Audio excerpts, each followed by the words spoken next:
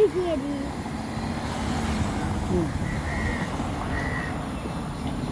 বুঝো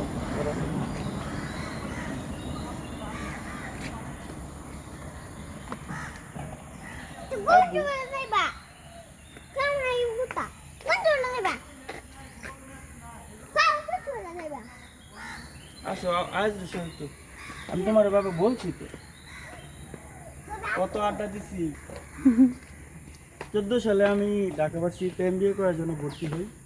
আমার সব থেকে ক্লোজ কয়েকটা মানুষ ছিল, শহীদ ভাই, মনির ভাই, তারপরে মুহিব ভাই, তুষার ভাই, তারপরে আরও অনেকেই, এই মঞ্জু যাদের সাথে খুব ক্লোজলি মিশছি।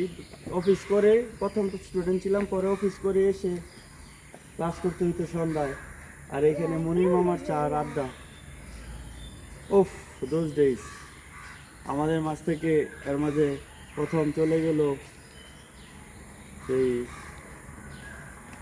শহীদ ভাই, এখন আর নাই। তারপর একটা ইয়ে ছিল আমাদের ইমন ভাই, ইমন ভাইও আমাদের মাঝ থেকে চলে গেছে। আল্লাহ তাদেরকে জান্নাতুল ফেরদৌস নসিব করুন।